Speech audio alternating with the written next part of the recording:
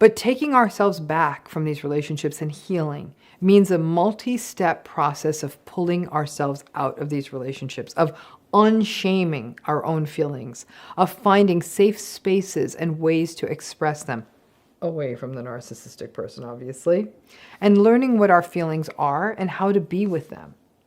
And then that takes us to my little aphorism: healing is feeling. Have you ever said to yourself, oh, I allowed this to happen? When you're thinking about your narcissistic relationship, you may look at a mess or an argument and say, yeah, this is my fault. I let all of this happen. Let's talk a little bit about that shame that people feel when they believe that the whole mess that's been created by a narcissistic relationship is something that you allowed to happen. So many survivors look at the wreckage of any kind of narcissistic relationship, especially if the relationship has gone on for a long time. And beyond just the head shaking, the sadness, the anxiety, the anger, the rumination, the helplessness, there's often another sentiment that I allowed this to happen, right? When survivors tell me this, and many, many do, I do look sideways at them and say, come on again, you allowed what to happen?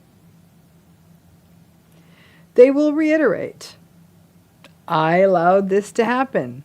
I allowed this mess to grow and hurt other people because I stayed, because I tried to fix it, because I believed that they would change, because I chose them in the first place, right? That's what they believe. So in essence, when a person says that I allowed this to happen, they are saying that I am responsible for this mess because I actually tried to make this relationship work, because I gave this person a second chance, because I forgave them, because I believed that they could change. Then the survivor goes a bridge too far. And in essence, by saying, I allowed this to happen, is basically taking responsibility for another person's toxic behavior, which is what most survivors within narcissistic relationships do. I have witnessed people do this in long-term committed relationships and marriages. I have witnessed people do this with family members. I have witnessed people do this in workplaces. They look at the mess and they believe, it's me. I'm the one who allowed this to happen.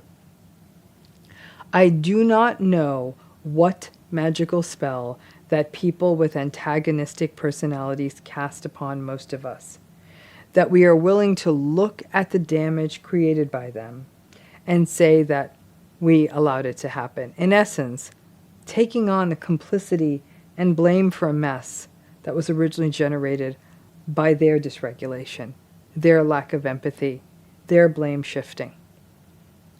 The story of an antagonistic or a narcissistic relationship is much easier to tell backwards than forwards. While people are in it, and especially before they understand what narcissism is and how it works in relationships, typically they follow the party line. Try harder, communicate harder, forgive, take responsibility, hope they can change yourself instead, right?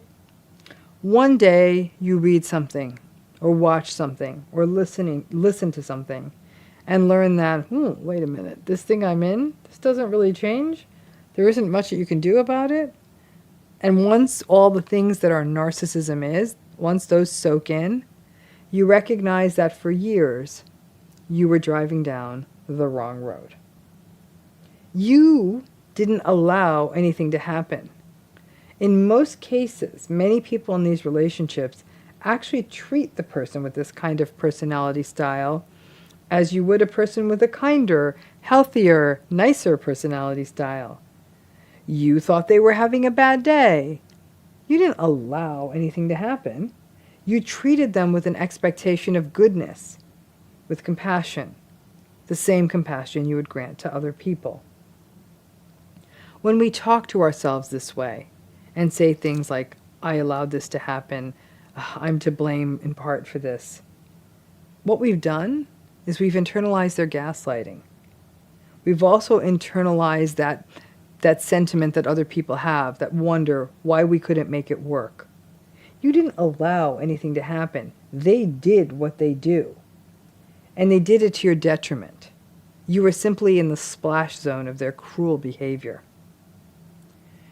It's important you don't keep falling in the "I allowed this to happen" kind of language, because that kind of language starts to bleed into other areas of your lives. We become our own abusers. We blame ourselves for the abuse we receive from others. We blame ourselves from the abuse that the antagonistic people in our lives propel onto others. I know it is painful when children are involved and you feel responsible for having children with a toxic person and ending them up with a difficult parent. But you didn't allow it to happen. In most cases, you didn't know, or at least you didn't know until you were well into the relationship. All the time wasted in high school and college on classes we will never use. Imagine if there was one on red flags and manipulation. That should have been a required class. We're just not taught any of this. It's absolutely crucial for survivors to find kinder ways to talk to yourselves. It is an essential part of healing. And no, you didn't allow this to happen. Allowing something to happen implies you gave it permission. At no point did you actually consent and sign up for somebody to do this much harm to you. It happened, and if nothing else, your nervous system was so transfixed by the mess that was unfolding around you. It wasn't about allowing. It was about what happens when a person's behavior, and this is the case with most narcissistic folks, never has consequences. Where healing levels up to the place where it's the shift in narrative, rewriting your story, taking it back from the narcissistic person, and no longer giving them such a central role. As the fog lifts, and as the grief becomes less overwhelming, it's time to start talking about forgiveness, right? And let me tell you, that is one hell of a loaded word in the world of narcissistic relationships. Most people think forgiveness is great. Some people even think it's necessary. They believe it sets us free, that it's noble, that it shows us that we are somehow evolved, that we have released the person who harmed us, that we aren't sidled with the poison of what they did to us. But that, however, that kind of thinking is based on a model of forgiveness that assumes that the person you forgive receives it as a call to action to be better, a place to make amends, to change their ways, and to engage in behaviors that leave you or whomever they harmed feeling safer again. When we forgive and that happens, sign me up. I'm all about forgiveness. None of us are perfect. To be forgiven for our missteps and then to receive that forgiveness as a gift, as a place to become better, to be more mindful, to not keep making the same mistakes, that is how forgiveness is supposed to work. But then there's the world of narcissistic relationships. It's like an upside down world where the fundamental rules of human relationships no longer apply, where everything we were taught kind of goes upside down, where the world defends, or at least enables or excuses, the behavior of the person who continually psychologically and emotionally harms their partner or family member or friend, but who never gets called out themselves. Where no matter how much empathy you show, it is not enough. Where no matter what you do, it's not enough. I mean, let's face it. When we're told, oh, somebody's not forgiving, the picture we hold of a non-forgiving person is of an angry, bitter, resentful, dark-hearted, grudge-holding, inflexible, closed-hearted person, right? To me, actually, that sounds like a vulnerable narcissist. But let's face it. When people who have been profoundly and repeatedly hurt by someone who shows no signs of changing, who keeps doing the same harmful things and justifying them, or tells you that you are too sensitive for reacting to them, or gaslights you about them, I don't know how dark-hearted and bitter that is if you choose not to forgive that. The research shows that forgiving serial abusers, people who repeatedly do bad things and don't change even after you forgive them, it's not good for your well-being or your sense of self. It's like survivors of narcissistic relationships need one more damn thing to hurt their sense of self, right? That to keep on forgiving and to have them keep transgressing, it's simply not good for you. I don't think that makes you a dark, cold person to not forgive them. I think it makes you smart. And I'm telling you, I've seen the internet mob, especially the toxic positivity self-development space, cruelly attack people who will own up to the fact that they don't forgive someone. I've seen it happen firsthand. And those attackers never stop to learn the backstory behind that person's lack of forgiveness or unwillingness to forgive. The pressure, both by the larger social mob, by families, by groups of friends, by workplaces, it's strong. And it can be really hard to withstand, especially if you feel as though you are being held back by your own sense of self-doubt, with the narcissistic person's gaslighted assertions that you are the problem, that you are unkind for not forgiving them. This can mean that lots of folks in narcissistic relationships will give in to this forgiveness pressure. And that's absolutely understandable. You give in because you're empathic. To not be rejected out of hand as being mean people who are forgiving, that's why you give in, because you're not a mean person. Because if you don't give in to the forgiveness pressure, then you might actually lose a larger community of people. This can result in what we can only call a sort of non-consensual forgiveness. It's pressured. People forgive so they can keep fitting in. We may also forgive while we are in these relationships because trauma bonding is real. And as much as we have been hurt and recognize that this was not okay, forgiveness may represent a clean slate, a chance for a fresh start, a sort of betrayal blindness meets forgiveness is good, meets trauma bonded, thank goodness I don't have to leave yet, meets the normal human hope for love and attachment. Narcissistic people love forgiveness, right? They love that there's a sort of dry erase board that just gets wiped away, and they just keep getting to do their things, right? It's the ultimate setup for them because they actually feel entitled to that. So when they are forgiven, it fits their schema of the world. They're special. There shouldn't be consequences. Of course they should be forgiven, right? Most people in narcissistic relationships spend a long time forgiving. Years, lifetimes. It's what we were taught to do. We were indoctrinated into it. It's what you were raised on. And each time you do it, and the narcissistic person doesn't change, and we know they're probably not going to change, it can feel you feeling foolish, like you were played, helpless, hopeless, angry, frustrated, let down. People who write this positivity, self-development books about the joys of forgiveness and how it sets you free, I don't believe that they've been in a relationship with a narcissistic person who keeps breaking their heart again and again, and least of all a narcissistic person that they can't easily get away from. There are Instagram accounts and all sorts of programs focused on forgiveness. I got to tell you, it's a good brand. And it becomes a space where so many survivors of narcissistic relationships feel shamed.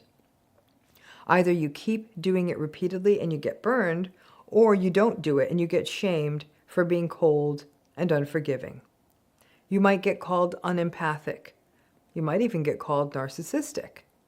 I have witnessed people who have said, I can't forgive them anymore. They have done too much harm. And then the family system around them would say something like, well, now look at you, who's unempathic now? Ain't that the pot calling, and you know all the rest of it, right? But let's face it, we are so focused on this conversation about forgiving the narcissistic person that we put that ahead of forgiving ourselves. And you may wonder, what exactly is it that we need to forgive ourselves for? Well, most of you who are survivors, you blame yourselves for not being enough, for being too extra, for asking too much, for being disloyal, for being mean, for choosing the narcissist, for being angry at parents and family members who invalidated you. You have to forgive yourselves, because to feel angry, hurt, betrayed, and then wanting to see these folks clearly and understand it, that's your salvation. If you are hell-bent on forgiving them, you do that, but you got to forgive yourself first. You do that, then we can talk about forgiveness. In the book, I call all of this, that entire section of this book is called The Treachery of Forgiveness. And let me tell you, it's a treacherous space in these relationships, whether you choose to forgive or not, or choose not to know, and perhaps down the road, whatever you choose, it's your call. But if when you finally, whatever you decide around forgiveness, I don't care if you do or you don't, but it's got to be from a place that feels authentic and whole to you. If you forgive and then stop forgiving, or if you don't forgive and then you do forgive, or if you never do, all of those options are great. You do what feels authentic for you. Just don't fake it. And just as an FYI, don't feel the need to tell them or anyone else that you don't forgive the narcissist. This is an experience you can hold internally. And whether you do or you don't, always remember that you can heal. Forgiveness is optional. Here's a new Dr. Ramani truism. I want you to really listen to this and feel this one because it came out of me and I think it's all the truth you need to know. Healing is feeling. I know that's a little bit cutesy and a little bit too warm and fuzzy for the good old Dr. R, but I'm claiming this one and making this a sort of central healing quote for people experiencing narcissistic relationships and narcissistic abuse. It kind of came out of me spontaneously as I was talking with an audience, and afterwards, a few folks in the audience said just that phrase helped them, so here we are. Feeling is sort of forbidden in narcissistic relationships. Our feelings definitely make the narcissistic people in our lives uncomfortable. Our feelings may evoke shame in them. They may be put off or have contempt for what they perceive as being human weakness.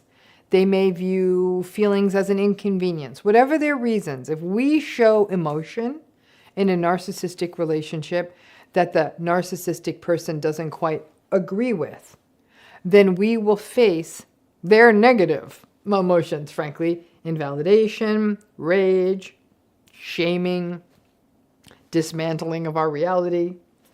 If you were raised with a narcissistic parent, you were in essence indoctrinated into learning to shut your emotions down or otherwise to face the shaming, mockery, or anger of a parent. When it starts that young, we start to learn that feeling is a very risky space, and you become trained to shut feelings down, to not show them, or maybe even find other ways to express them that may end up harming yourself. Now, in narcissistic relationships, there is one emotion they express, and they express a lot. And I know you know the answer to this. That's anger. Ultimately, all of their emotions seem to be like roads that all feed into anger. Shame is expressed as anger. Emotions, the narcissistic person is feeling, they may equate that with weakness. Those feelings could be anxiety or depression. Those evoke more shame and then anger.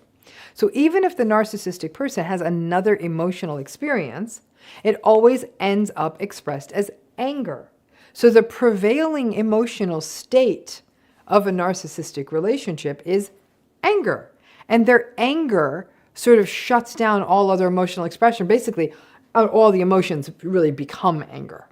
And as a result of this, people in narcissistic relationships often feel that they're caught up in something that almost feels like a form of dissociation. Having to do that much emotional silencing means that feelings get separated from. And while that is completely understandable, it doesn't work once healing begins. And yes, not feeling can be more comfortable than the tidal wave of emotion that feelings can bring, the mix of grief and anger and sadness. It's a very uncomfortable mix of feelings that often prevail in these relationships. But the one thing you have to remember about feelings is that they happen, and life happens, and feelings are a part of life, and the feelings change over time, and the feelings in and of themselves are not a bad thing.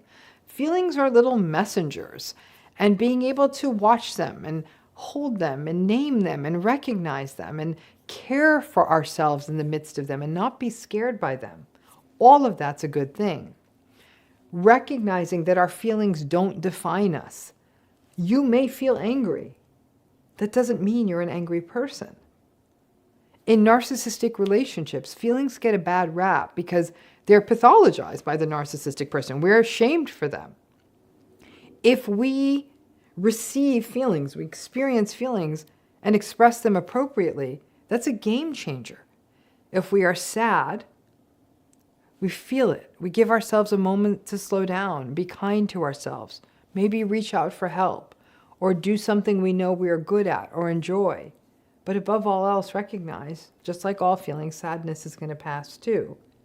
All of that changes things. I know any of you who have ever watched Inside Out, you know that joy needed sadness, right? It's how it works. Even people who are not in narcissistic relationships struggle with feelings.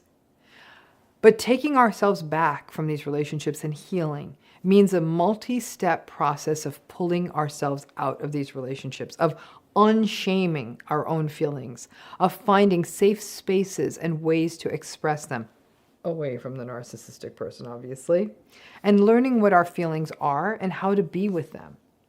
And then that takes us to my little aphorism: healing is feeling. If you are a survivor of narcissistic relationships and you are feeling, then as miserable as it may be, it's a good thing. You are alive. You're human. Things happen to you. And if you are feeling them, it means that you are connecting back to yourself.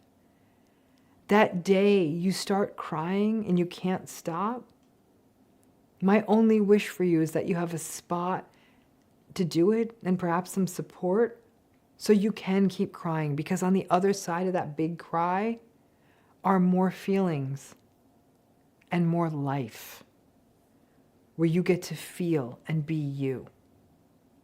Narcissistic relationships steal so much from us: our sense of self, our sense of competence, our sense of goodness, our sense of trust in ourselves. And they also steal our sense of safety in our own emotions. As we climb back into all of this, into our emotions, confusing and painful that it is, the pain, the feeling, that's the win. So if you are starting to feel, it does really mean that you are healing. I know it doesn't feel good. I remember when my mom had a surgery and she started feeling all these tingly feelings in her hands again, and she got scared by them. And then when I took her to the doctor, they said, the pressure has actually been lightened up. The signals are sending. Those nerve cells, they were alive. It didn't feel good. Still doesn't feel great, but it's there, and she's slowly able to do more things with her hands.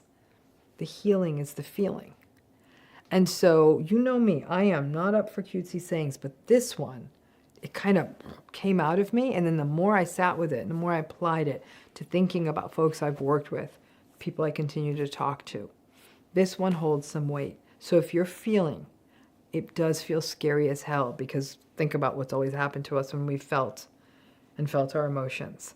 But if you are feeling them, I promise you, this means you're going in the right direction. And just like mom with those painful hands, little by little, it gets a little bit better, but it means things are alive and they're coming back, and you'll come back too. So I was reading something the other day about adverse childhood experiences, which is the term we use to describe the things that can happen to a person in childhood, such as various forms of abuse and neglect, including physical, sexual, or emotional abuse, exposure to substance misuse by witnessing adults in the household doing that, exposure to mental illness in others in the home, suicidal behaviors by others in the home, or suicidal ideation by caregivers, exposure to domestic violence, incarceration of family members, particularly their caregivers, as well as other things that might be happening outside of the home, including things like bullying, community violence, the aftermath of natural disasters, refugee experiences, war, just adversity in all of its forms. Now, generally and statistically, these adverse childhood experiences are associated with a variety of poor outcomes for the child who experienced them going into adulthood. And these can include chronic health problems, mental health issues, a greater likelihood of unhealthy behaviors such as smoking or drug or alcohol use, and even social outcomes such as having problems with steady employment or issues doing well in school, right? So I was reading a transcript of a conversation between doctors Bruce Perry and Gabor Mate about adverse childhood experiences. This was part of my preparation. I'm about to give a big lecture on narcissistic parents and adverse childhood experiences, so I'm studying everything I can get my hands on, right? And there was an interesting observation they made in their interview. Simply saying, just the simple statement that adverse childhood experiences are bad and that's that, Dr. Perry pointed out that it's actually a little bit more complicated than that. That what happens to us in adulthood is actually very multi-determined. And from a probability standpoint, certainly adverse childhood experiences are not good. And we absolutely must protect children in these circumstances, or ideally prevent the adverse childhood experience from happening in the first place. But it's not a fatalistic determination. It's not a guarantee that everything's going to go badly for that child as an adult. He pointed out that social connectedness is protective, and that in people who had better outcomes after experiencing adverse childhood experiences, the social connectedness is what protected them.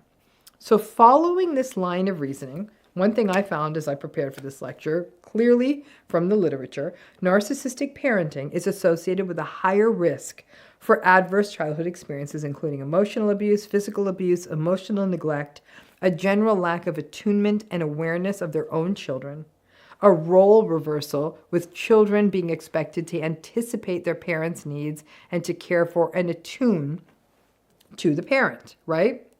So let's get back to that social connectedness part, because I come back to this time and time again when I talk about healing from narcissistic relationships, that it's our strongest tool for becoming more gaslight resistant, narcissism resistant, to manage the grief after narcissistic abuse, and most importantly, to heal and grow into our authentic selves. The social connectedness piece is essential to healing, and it connects to what they were talking about. The fact that the social connectedness matters so much is good to know, but can also feel quite disheartening for survivors who may have become so isolated in these relationships or family systems that they don't have these people, the socially connected people in their lives, and don't know how to start finding these people. Listen, there's lots of places to begin. Even one friendship is a place to start. Start giving that one friendship the care and nurturance that would allow it to benefit both of you, and start growing that relationship more and sharing and listening to them. If you have connections to healthy colleagues, build out those relationships more. Even if your conversations are just about work, at least if they see you clearly, that makes a difference. Take a class. Explore offerings in your community. Seeking out mental health care can also be a place to work on this, and also start having the experience of a healthy, validating experience or relationship with someone where you are seen and attuned to. Group therapy can also be a great place to not just get mental health support, but also connect with other people who are going through something similar to you, and support groups, and those are often far more affordable or even free. And while virtual communities may not always feel as fulfilling as relationships in real life, they're an important place to start. And I see the power of support in online forums of people who are good, compassionate, reasonable, self-aware, and simply kind.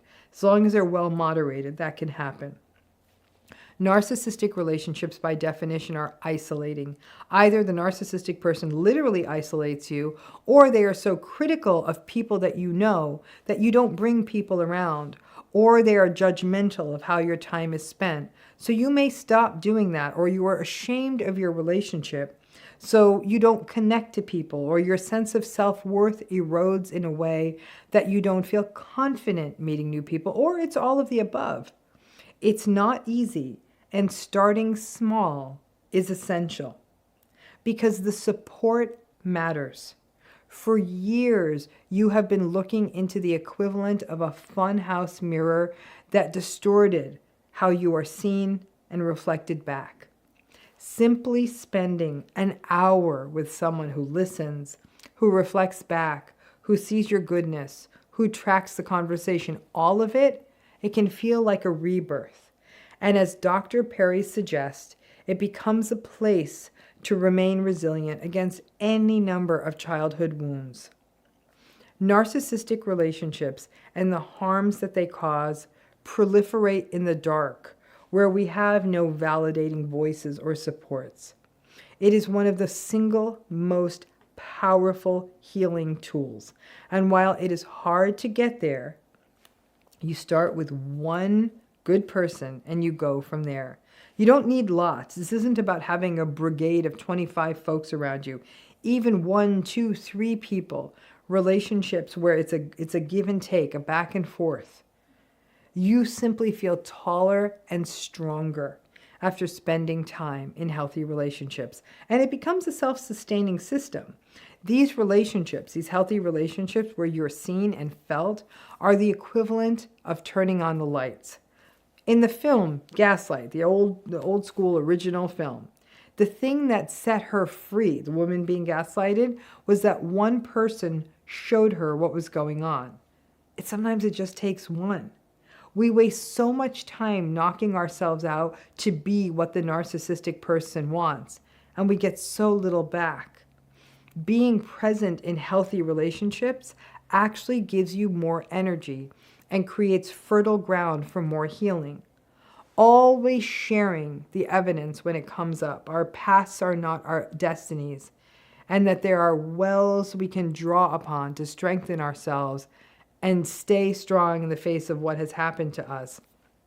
I was so glad I stumbled onto their conversation because it highlights what we know happens for people in narcissistic relationships. You can't do this alone, and I promise you that someday you will be this to someone else. In so many cases, you already are. I know this is the hardest part of healing, is finding those people, but you will. Remembering that by definition, narcissistic relationships leave us isolated can sort of help us remember why they can have such negative effects. But to understand that that social connectedness may be what stops this from kind of hurtling out of control and getting more and more severe in terms of the impact on you is such an important thing to know.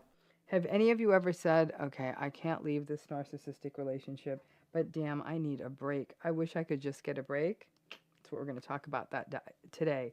That idea of the kind of break you could use from a narcissistic relationship. And sometimes when we're talking about other people in tough circumstances, it's called respite care. So let's talk about respite care as it might apply to people experiencing narcissistic abuse. Now, one thing about narcissistic abuse is that it is a pattern where the people around the person with this unhealthy pattern, actually, basically with narcissism, actually experience more harm than the narcissist themselves, right? So the people experiencing the narcissistic abuse experience more harm. Now, with most mental health issues, we do tend to focus on the person experiencing the issues, depression, anxiety, whatever it may be. But narcissism's a different beast, right? It's a personality style. And the bulk of the harm comes to those who are near the narcissist. And again, generally not the narcissistic person themselves, who tends to often just be living the life of Riley, never having to take responsibility for anything. Now, I was talking to folks the other day about managing the stress of taking care of themselves when they were taking care of somebody else. For example, somebody who's taking care of somebody who is, I don't know, living with serious medical problems or pretty serious mental illness or dementia or some other needs that require heavy caregiving. Now, we know there's an existing literature that really goes into depth on caregiver burden, and it looks at people who may be caring for or living someone, like I said, with dementia or a physical illness, or someone who may be caring for someone who may be differently abled, or someone who may have a substance use disorder. What we know about that is that people in these situations where they're having to do heavy caregiving are often quite tired and may feel a sense of helplessness, mental exhaustion. They may feel anxious and burned out, and they have to deal with all kinds of systems such as insurance and healthcare providers. They may also have their own paid jobs and have to be taking care of kids or something like that. And just the heavy lifting of taking care of another person is a lot. Now, interestingly, in some situations, people who are experiencing caregiver burden may sometimes receive something called respite care. It's often in the form of someone who comes in and gives that caregiver a few hours or even more of a break so that the person can get out and maybe get a night out or a day of errands or even something like a weekend away. It's meant to replenish the caregiver so they can come back and take on the challenges a little bit more refreshed and clear-headed. It's usually granted when someone is caring for someone who has medical or something like memory care needs, and it might be paid for or provided by an agency or some other entity designed to support folks so their family member can be taken care of at home. Now, when I thought about that, when I was having this conversation about respite care, it left me wondering, what would respite care look like for someone in a narcissistic relationship? What would that mean? Because I know that in most cases, when a person's in a narcissistic relationship, they may not be taking care of them, but because folks with narcissistic personalities require so much reassurance, so much validation, so much supply, so much for things to be their way, even to the detriment of others, that anyone who has to live with them or has to put up with them may actually feel as though they are engaging in some form of caregiving. Oh, having to haul all that heavy validation into the room, even when you're exhausted, is no different than feeling as though you are having to haul someone up the stairs or carry laundry all over the house. I would actually say that actually hauling laundry and trash is much easier than having to constantly deliver validation to a narcissist. But let's face it, folks, there is no such thing being provided as respite care for narcissistic abuse, obviously. There is no agency I can think of that provides this. But what if we were to design it? What would respite care for folks experiencing narcissistic abuse look like? Because it may be something that we need to do for ourselves. Now, as I see it, it would be a place or a time where a person is not minimized, where they're not gaslighted, and where they're supported. In fact, where they are validated and their reality is supported, where they are encouraged to try new things and laugh out loud, and their courage is built up, where the conversation is actually about them for a minute and they aren't interrupted. A place where they can trust people and not worried about being lied to every minute, where they can eat what they want without it being criticized and go to sleep when they want without someone starting an argument at bedtime or first thing in the morning. And I got to tell you, if I ever win the lottery, I think I'm going to create a narcissistic abuse respite center. I could use one myself. And all of these things would happen for survivors. So I'll keep buying those lottery tickets. But alas, such a place right now does not exist. However, maybe you could try and craft your own version, a day or a weekend with friends who do these things for you, and where you might feel comfortable asking for these things ahead of time, like, hey, can I talk without interruption? Maybe it would just be time alone, even a night in a local hotel where you get to call the shots on your life for one night. Even calling the shots means eating cheesecake in bed while watching bad reality TV and then sleeping in.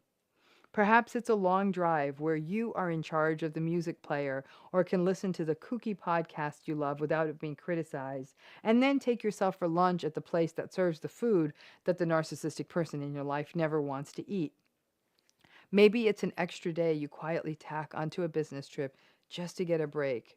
You just tell them the trip is lasting a day longer, and then take advantage of already being gone, right? Now, if you have someone in your life, you're supporting a survivor of narcissistic abuse, maybe you can create a sort of mini respite care for them. Either make it possible for them to get away for a day by watching their kids or their pet, or taking them someplace and ensuring that you listen to them and let them set the plan for the weekend or the day. Now, you may be dealing with or know someone who might be dealing with familial narcissistic abuse, where the person may not live with their family of origin, but any time spent with their parents takes a toll on them. So then you could offer to accompany them to soften the stress, or you can offer to sit with the most difficult family members so that the person you know who's in that family can manage the other issues in the family system. I've had people do that for me, and it's really helpful. The struggle with this is, of course, that after any respite care of any kind, the person does have to return to their original responsibilities. In the case of caregiving, that's going to happen, or have to return back to the narcissistic situation. But these moments of respite care aren't a cure. They are meant to replete and restore just a little bandwidth so a person can strengthen themselves and maybe be a little more resolute in the face of what is happening to them. Respite care isn't a one-off. It is something that has to be done on a somewhat regular basis, even if it's just every couple of months. When I think about what anyone needs when they are feeling broken down by a difficult caregiving situation, I recognize that this is something a person in a narcissistic relationship would also need. By thinking of it as respite care, it can help a person think of it as an essential restoration to stay strong. And hopefully, with that strength, get a little better at boundaries and slowly disengage from the manipulative landscape that is the narcissistic relationship. If you have any other ideas on what respite care could look like, drop them in the comments, if for no other reason that other people can read about it. But like I said, when it comes to other mental health situations or physical health situations, we're so invested in helping caregivers anywhere we can and any way we can. But we don't think about that with survivors of narcissistic abuse. We often just paint it as, oh, that's just a tough relationship. It's a lot more than that. And people in these relationships, especially when they can't get out of them, which is a lot of folks, every so often, you just need a break.